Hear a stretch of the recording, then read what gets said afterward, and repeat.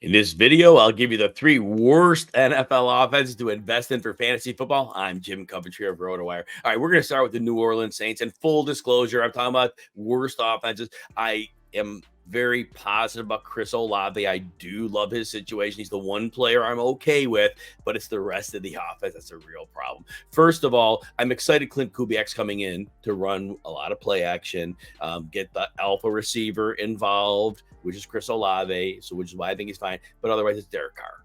And realistically, when Carr is under pressure and that offensive line, right tackle Ryan Ramczyk is out for the season.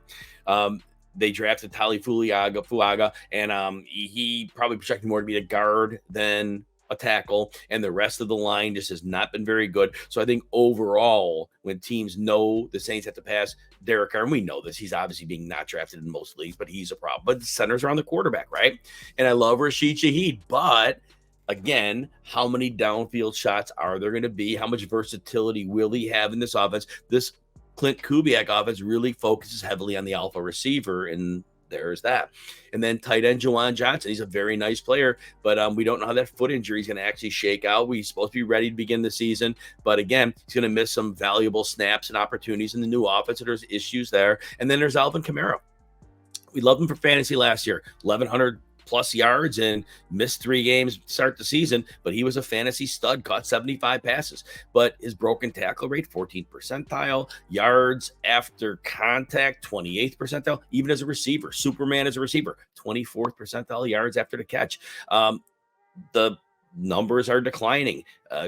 29-year-old running back now who has a lot of mileage, and we've seen decline the last couple of years. And so all that together, this is not a robust offense. Again, I think Olave can eat, but I think we're avoiding most of the rest of this offense, and ADP kind of proves that out. But nonetheless, I think you don't want to make a heavy commitment in the New Orleans Saints. The next team, the Washington Commanders, and I know everybody's excited about Jaden Daniels, and I get it. You should be excited. The young man was amazing in college last year. But I want to point out a couple things about Jaden Daniels. First thing, yeah, he had 40 touchdowns, only 4 picks last year, and it was an incredibly great season, and he was a runner. All right, let's talk about a couple things. First of all, Jaden Daniels has been a college starter since 2019.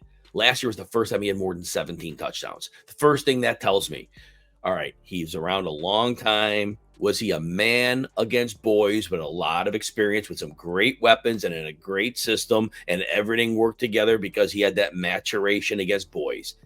Usually that's the case. Did he really just put it together in 1 year? Maybe. It seems very unlikely. The other thing is Jaden Daniels, the runner, brilliant runner. You can do design runs. He can run when the play breaks down, but I'm concerned about the durability.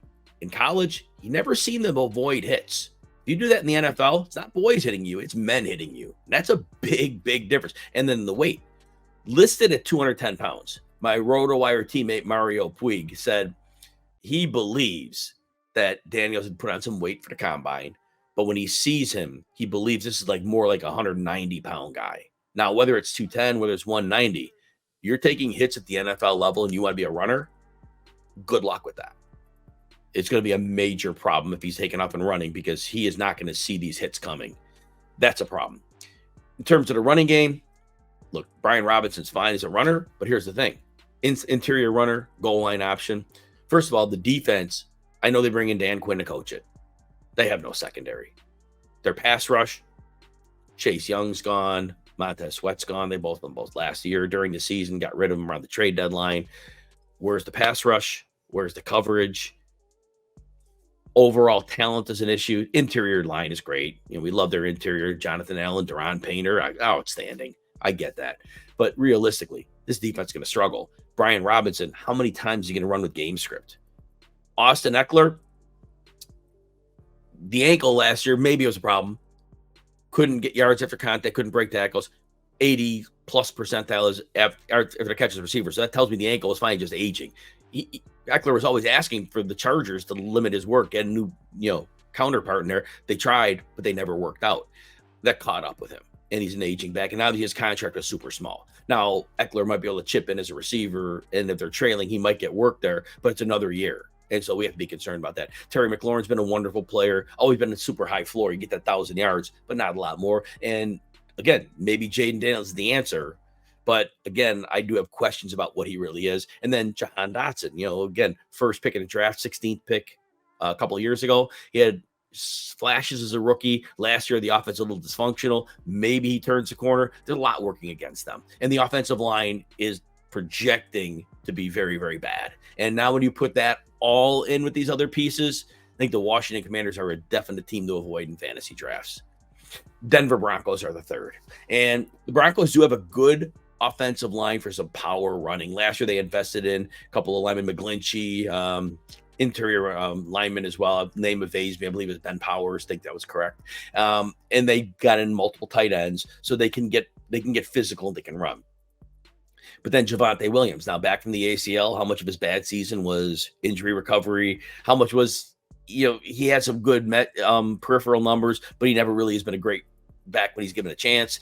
They drafted Audric Estime, Jaleel McLaughlin. We saw all of a sudden he had those great weeks in the first half of the season, and then all of a sudden he wasn't getting many touches. But that just tells me the truth that Sean Payton realizes when you got a small explosive back, you got to limit his touches because that explosive is going to go. The more work you get, we saw Buffalo Bills James Cook, after all that usage the last 5 games, Cook had 2.64 yards per carry. They kept giving him work. You can't give these smaller backs consistent work over and over. And I think that's why McLaughlin's work was cut down. So how much work will he get?